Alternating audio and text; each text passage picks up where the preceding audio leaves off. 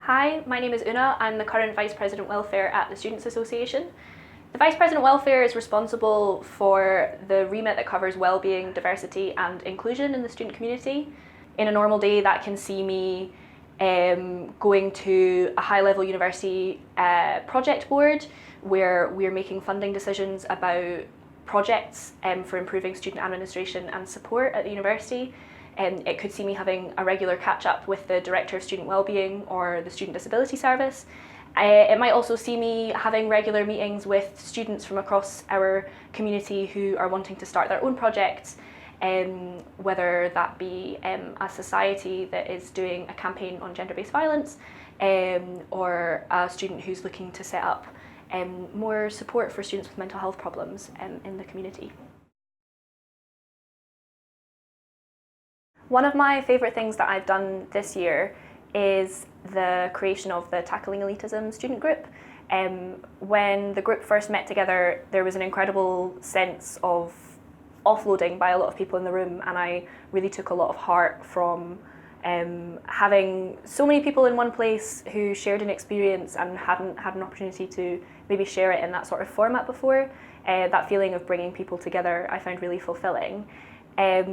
On the flip side, there are sort of less student-facing activities that are sometimes also really enthusing in this job. So for instance, when sort of mid-first semester we got the news about the confirmation of funding for sexual violence liaison officers from the university, as well as for a thing called a report and support platform that they're going to be using in amongst other funding to tackle sexual violence and gender-based violence at the university and the Students' Association.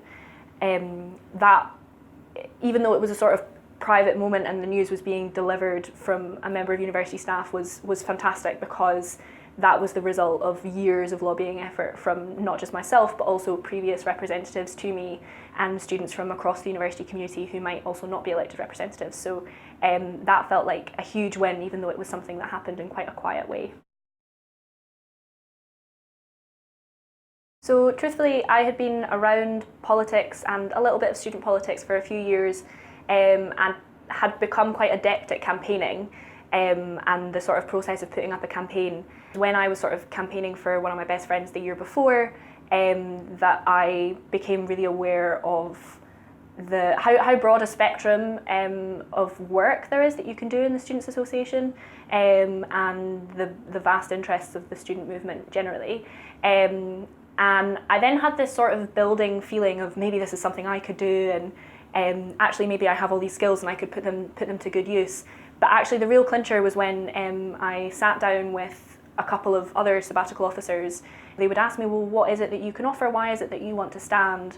Or why would you stand if you were to decide to? And I realised that I felt I had a perspective or a set of experiences and a set of interests that I could offer the job that maybe just hadn't been seen before. So that realisation that I had some skills that I had built and could put to good use, but also fundamentally had a set of ideas that I maybe felt nobody else was going to offer, was what convinced me it was something I just had to do. And then the next thing I knew, there were campaign leaflets everywhere, and everything was just go, go, go, and now here we are, and trying to decide who my successor will be.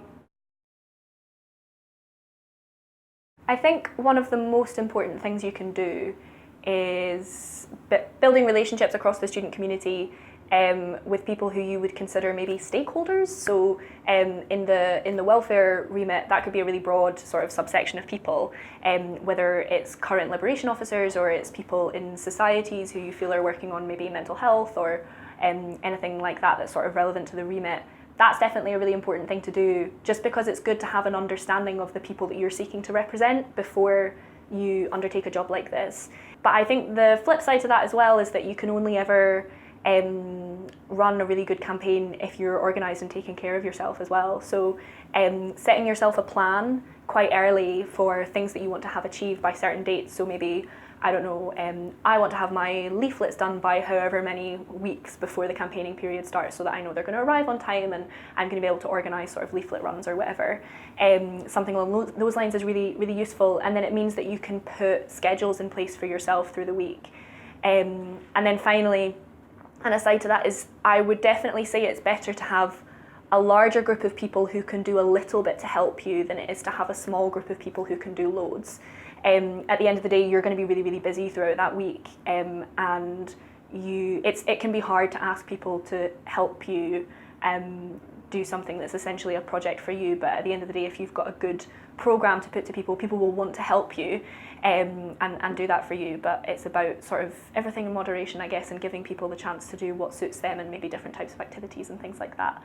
So I would definitely say be organised, make those connections, but the crucial thing is making sure you have a large group of people around you who support the platform that you're running on, even if they can only give you like an hour of their time in a week, or they can just share some stuff on social media. Every single bit makes a difference.